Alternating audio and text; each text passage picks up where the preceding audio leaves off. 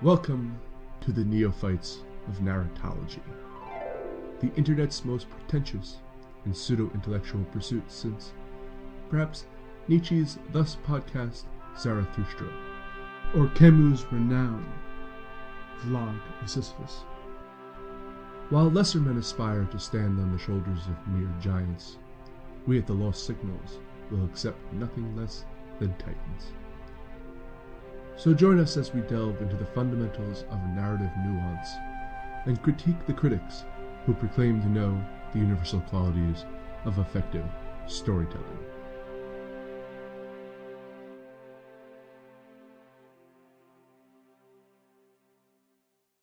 Hello and welcome back to Neophytes of Narratology. I'm Jonathan E. Manzer, here with Scott Thurlow. And I am Roland Barthes. No, I'm Scott Thurlow. But I could be Roland Barthes as well. You are pretentious enough. Yep. And Stephen Hermosi. Hello. All right. And today we are starting our even closer reading of SZ. It might be S/Z, but I'm going to call it SZ because for sake of convenience. For brevity? Yes. S/Z is too long. Well, yeah, in more ways than one, but sure, as we'll get to. That's absolutely correct. So, this is quite the tome to read through. We previously done Honoré de Balzac's Saracen, which is what this work is based off of, or at least Roland Barthes goes into Saracen. It's a very close reading of Saracen, yes. So we're doing a close reading of Saracen. So, so you check out our previous work to get, if you have never read Saracen and want a overview of what that's about. So today we're starting our introduction, which we're going to be doing the first 9 sections of, how many sections are here? Many. 1,000. A lot. XC3, which is, 93? And it's all in Roman numerals, too, which is, of course, just to be clear, to get this out of the way, this is a very pretentious case study, if you will. Therefore, even his headers have to be pretentious. Right. One would hope for nothing less. So I don't actually know what it comes out to, but it's a lot. So, the first 9 really discuss, give a kind of introduction by Roland about what this entire his endeavor is going to be. Or kind of, in a sense, yes, what his endeavor is, but also previous types of literary critique. Right. And kind of where they fall apart and why and as grandiosely as possible, why his is the accurate way of interpreting. The right way to interpret is my way, of course. It's sort of between the lines, yes. Yes. So do any of you guys have anything you want to say before we delve in? No, not specifically. I think we'll get into what I'm going to say as we go along. But. Yeah, I have a lot of things to say about, things later on in this book. The beginning is kind of a perfunctory look at it's like his the thesis language statement, sort of. how he's going to approach his reading of this. So you kind of have to, and his thesis, of course, is right in the beginning as well. But you kind of have to read through this to even it's his map, it's his key of how to. Yeah, and I like how to read the book, Yep. Which is it's insane that you need a key to read a book, but in something like this, it makes sense that, he kind of goes through what everything that he does means. He gives you the basics, at least, for what he's set out to do. Right.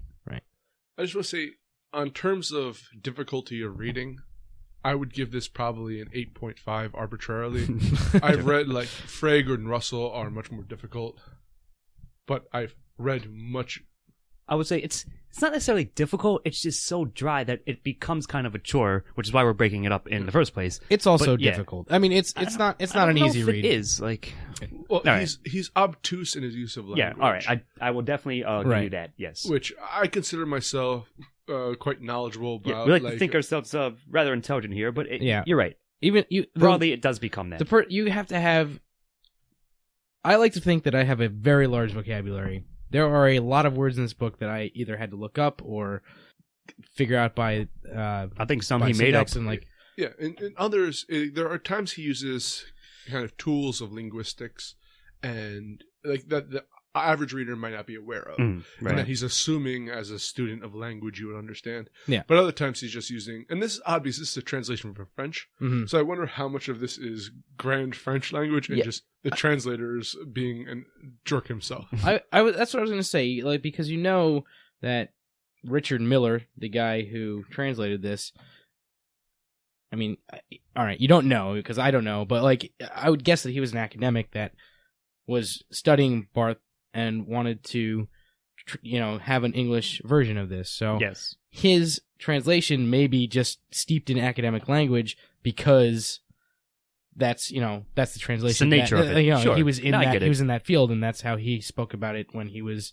working on his own work. No, I would say that's probably true, and I think I'll just say this as a brief, broad overview thing, that it's almost like reading a lecture from Barthes. Yeah. But yes, translated. So therefore, it can become a struggle, I guess we'll say. And I would say not That's to all. take anything away from how obtuse Barth can be in his own right. I'm sure it's also a difficult read in French, but I would imagine so. As we've started upon our path for narratology, we've actually come across a couple of writers who've referenced Barthes. Barth, and when they did, they referenced how grandiose he is in his work. So I think this is something it's a that comes known natural to him. Style, of his. Mm-hmm. Sure. So let's go into it. Yep. As I guess one last point, I had gotten this from a list of a well-known English literary critic whose name I'm escaping me right now. We had mentioned it in Susan Sontag's work, and this also came from this list. Was what prompted us to do. They're in the same vein, if you will, or the same boat at least. So the first section is entitled Evaluation. So this one he kind of discusses a actually well-known theory. I've heard of this before on literary that. In essence, there are 13 stories is how the saying goes. Sure, like the stories, if you will. Yeah. And then everything else is just a derivative of that, of those basic premises that come. And Barthes rejects it completely.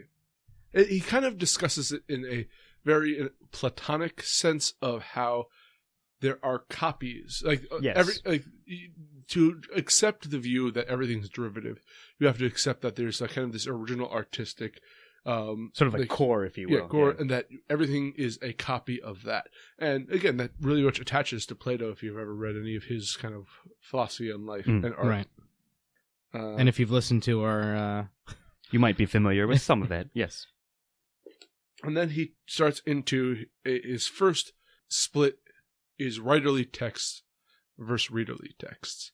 Would anyone like to explain those? I shall attempt to try. Well, I'll explain it by his own works, or his own words. There may be nothing to say about writerly texts. First of all, where can we find them? Certainly not in reading, or at least very rarely, by accident, fleetingly, obliquely, in certain limit works. And I think oblique is also a good word to describe to us. And here's the colon F that follows that. I think just might be one of my favorite things. He says, "The writerly text is not a thing. We would have a hard time finding it in a bookstore." I'm trying to give a feel for what it is like to go through Barthes. So if I may. Sure. The readerly text is the product we consume as a reader. It is what you find in a bookstore. It's everything that's been written thus far. The writerly text seems to be going back to that Platonic idea of the potential of a story. Right. It's before it's converted to a readerly sort of like text. the idea of a story, kind of, if you will. The way I looked at it when I was reading this was that the readerly text was text that was meant for the reader, whereas the writerly text was the story before it was put onto the page, basically. Right. The writerly text is what the writer is. The text that is only for the writer. As soon as it's made available to the public, then it becomes a readerly text. Yeah. Or I think that the minute the ink is put to the page is when the writerly text transitions. dissolves. Yeah. Or at least as soon as it's meant for other eyes, I would say. There's a great quote I read from an Aboriginal storyteller from Australia discussing how the storytelling, he views actual written works as a negative adaptation of storytelling. That with storytelling, with oral tradition, when you're passing it from generation to generation, it's alive. Like the story's a living thing, and that it has a life of its own, and it changes and adapts for each person who tells the story. Sure. And that the minute you put it down into sort of paper, it pinned dies. down. Yeah, exactly. I get it. Yeah. And it's sort of like putting a butterfly on a wall with the you're capturing its beauty, but it's no longer a living thing and it loses something. Sure. No, I like that analogy. Someone has that kind of sense to it, that like the writerly text is the potential for everything that could go into a story. Oh, I thought you were going to say he has the ability to just kill an interesting story yes. and make it completely horrible. That also is kind of true. thing. But no, I mean, the general idea, as Ian was saying, I think approaches that sense. Yeah. Now, there's another section I want to talk about in this first part where he talks about different ways to interpret works. And he mentions here that like science is not a good way to approach storytelling because science is methodology. Science is about calculation, and you can use science to calculate a meaning, but it's not a true interpretation there. Sure. Yeah. But he clearly uses science to interpret. Exactly. This entire book is just a big book of fucking science. That is exactly what I was going to say. I don't think he views it as science. Well, he's wrong. Well, then, as he is about a lot of things. Okay. Well, I mean, this is just yes and no. This is the idea of this. It's the entire idea of science to take something and break it down to like its roots and figure out how it works. Right. That's exactly what he's trying to do. Sure, but as we might get to and we'll speak about in later parts, that he in fact applies, if not a scientific, a systemic approach to it, which approaches a similar thing. Even though you're right, I get the sense that he himself does not agree or doesn't think it's that, but it seems to, and also it's not to us to be so. I think he probably would view this as his method as a scientific method. However, I don't think that's exactly what he's trying to say. I think he's talking about when writing a fictional story. That's when you should not be scientific about it. You should write the story as it occurs to you, which I also don't 100% agree with, but I agree a lot more with that than the idea that he is not being scientific. Here's the actual quote he's saying. Go ahead. The primary evaluation of all texts come neither from science, for science does not evaluate, nor from ideology, for the ideological value of a text, moral, aesthetic, political, theological, is a value of representation, not of production. Ideology reflects, it does not do work. So, sure. Granted, that goes to the second part of this. That an approaching a work from a scientific mindset of breaking it down, he feels fails in some manner. But he also says that approaching it from attempting to already find a specific ideology attached to it, I'm going to approach a work and look at it through a Freudian manner, or I'm going to look at it through a. He's saying, and he goes on to further this, but that's. You'll find that. He's saying, but it falls short of a holistic interpretation, if you will. I don't know. Analysis. I just that being the idea that he thinks that this method that he uses is not scientific is unfathomable to me. As a smart person, because he must know how clearly scientific it is. Yeah, but I don't think it's what I think he would argue, and maybe we'll get into this later with further chapters. Is that I think he's saying that it's a more scientific method, but I'm not doing, in a sense, I'm not breaking down the logical structure of how science would. I am, and this will go into the second part of it, which is part 2 interpretation. I mean, that's what he's doing, though. Yeah. I'm just saying my interpretation of his interpretation. Right. Etc. Yes. So he discusses in part 2 a lot about the writerly text. Again, we've just those quotes that Scott actually gave earlier were from part 2. Yeah. But he also talks about how, which I'm going to sum up with, when you go into interpreting a work, expect nothing but accept everything. And in a way, I feel this is, at least in his initial methodology, is a lot like what Susan Sontag was saying with, don't interpret art because you lose it. He's saying that there's infinite galaxy of interpretations here. And a lot of almost that hippie BS that Susan Sontag had, which is the idea is that when you focus on one, you lose everything else. So just go in with no presuppositions, go with no expectations, and just accept the plurality of all of the meanings that are there in the original writerly intent. Whether you agree I once again have to disagree with his way of doing this, if that's his intent, is to go and find the entire plurality of it, because he very specifically puts everything that happens in this into his own frame of mind. and doesn't try to get outside of it. Well, I mean yes, we're going to get into Go this on. in later episodes, but like his whole, I don't know, the way that he goes into the castration issue is like kind of strange to me. But I mean, that's a story for a different day. Maybe. But like, or at least a topic. But I think like if I try to sort of cut up the difference between both what you guys were saying, it's that he tries to extract as many interpretations or as many, I guess, angles that he sees in the text itself, and yet, which sometimes there's only one, and sometimes there are others. But nevertheless, he goes through and like hardcore, like as we said, very very closely teases them out and explains to you why, at least he thinks, that's what X section means. This sentence contains X, Y, and Z. This next sentence contains only X. He does, but whatever, he also and I would say he also very specifically puts all that into the context of the time and the place that was written. All of these things, and like so, it's kind of not really the Sontag view.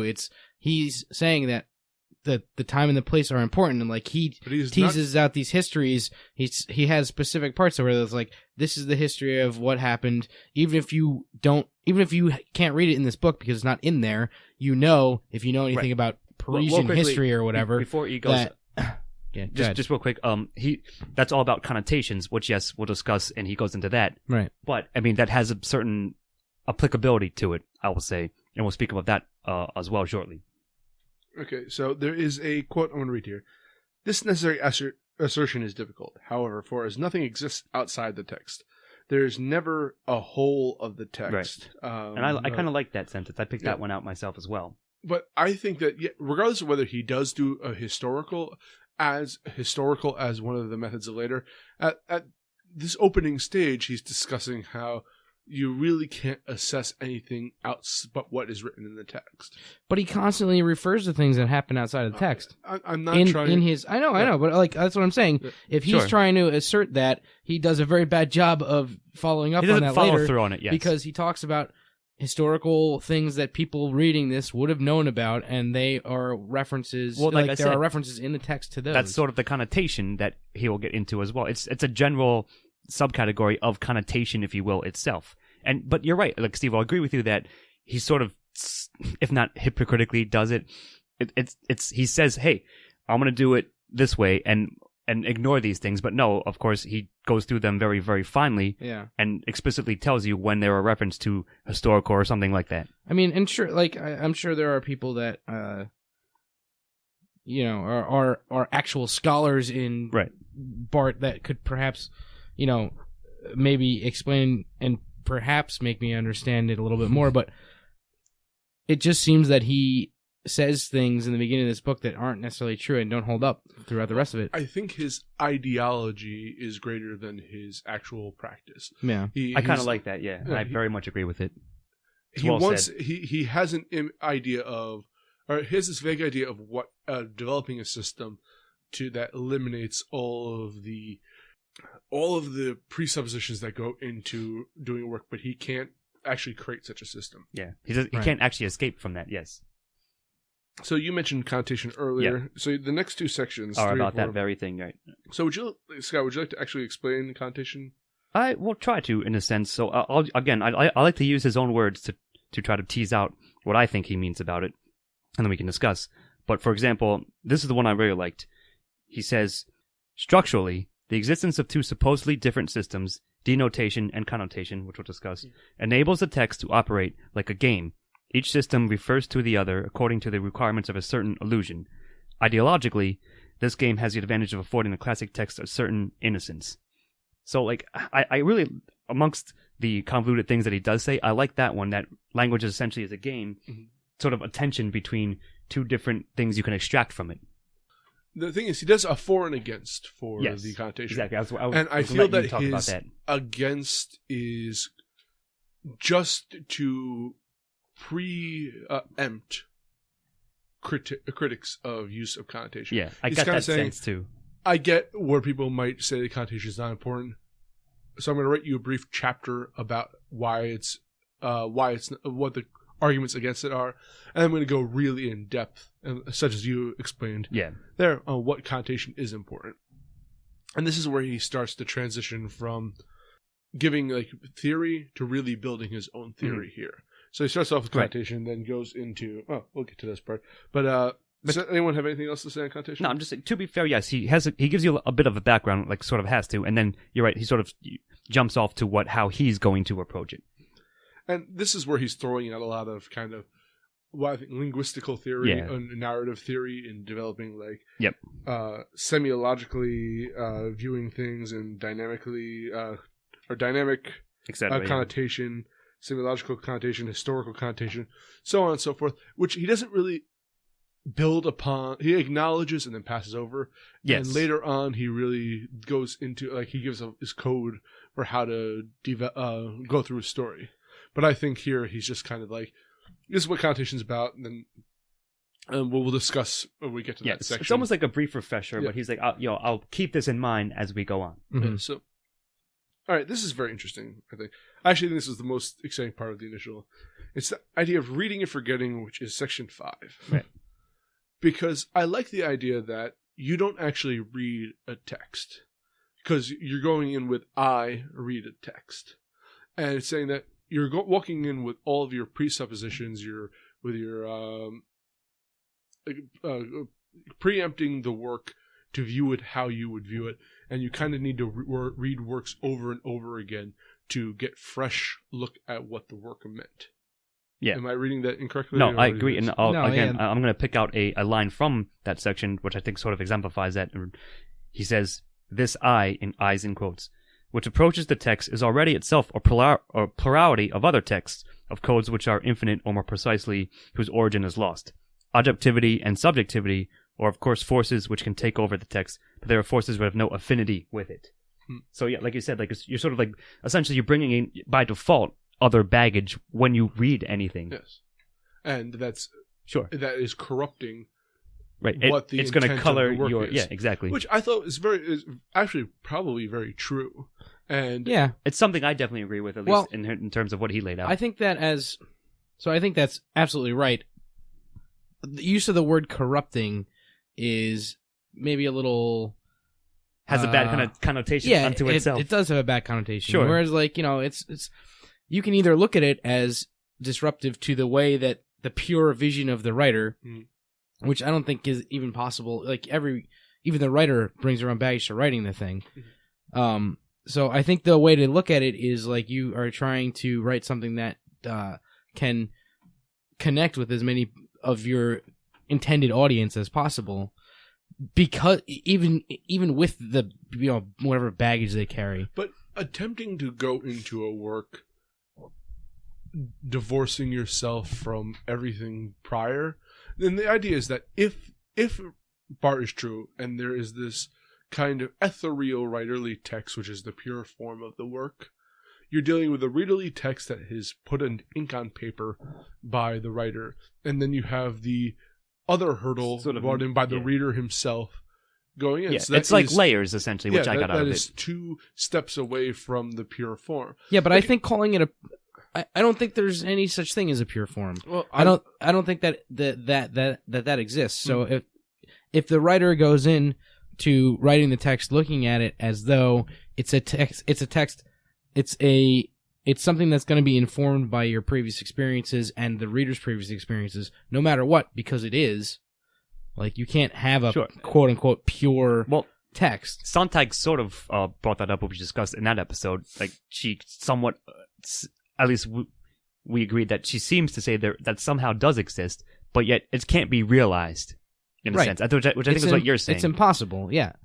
And the fact that it's impossible means that it can't possibly exist unless you have someone who has literally who can somehow read without having any other memories, and someone who can somehow write an amazing story without having any other memories. Audience, you can already see Steve's baggage. Yes. And now we're offering a third barrier between the pure writerly form. Yes, listen to the pure podcasterly form right here. Indeed. But I mean, it's an interesting thing that he brings up, and I was somewhat more attracted to it than the other things that he'll talk about. So the next 3 sections after this were 6, 7, 8, and 9, 4 sections. really start to break down his system here. Right. So we're going to start off with, and basically how to break down the barriers. I'm making this sound like a self-help book here. But I think kind of if you could pitch this as a self-help. How to break down the barriers between you and the writerly text. And the text, yeah. I think that's, as humorous as it is, there's some truth to it. So he has the start text, which is section 7. The broken text, which is section 8. And how many readings, section 9. Which, again, sounds very much like a self-help book here. And step by step is section 6. Yeah. Yeah, leads up to those ones. Yeah. Yep. Oh, sorry, I did. So step by step. We must renounce structuring this text in large masses, as was done by classical rhetoric and by secondary school expectation, etc. So basically he's saying, as we'll get into later, as he breaks down Saracen, he sometimes has one-sentence little interpretations. Like, that's what I'm saying. That's what he's saying there, that he's going to break it down, like sort of unplug the Legos of it, if you will, and then interpret one Lego at a time, or maybe 2 Lego pieces instead of a big structure. Right. Towards the end, he says, the step-by-step commentary is of necessity a renewal of the entrances to the text. It avoids structuring the text excessively. Right. Avoids giving it that additional structure which would come from a dissertation and would close it. It stars the text instead of assembling it. And then it goes into start text. Is the next. Yeah. So, would you like to give your favorite quote? From that section? Should I read it? The very beginning of the start text? You should. Says, "We shall therefore star the text, separating, in the manner of a minor earthquake, the blocks of signification of which reading grasps only the smooth surface, imperceptibly soldered by the movement of sentences, the flowing discourse of narration, the naturalness, in quotes, of ordinary language." Which is... It's exemplary of his style, for sure. Exactly. Yes, the starred text is a minor earthquake. This entire 4 section really is a grandiloquent discussion about smashing a work into bits and pieces and analyzing the remains. Right. Yeah. And he goes on right after that, your favorite introduction there, Steve-O, that he'll break up, as he breaks Saracen down into what he calls lexias. So again, little narrative bits of it, that which he will, again, extract as much as he can from interpretation-wise and, again, reference-wise, etc. So yeah, it's all that, like we said, he basically is telling you how he's going to approach, how he's going to analyze this text. Which, just smashing it to pieces. Yeah, exactly. Yeah.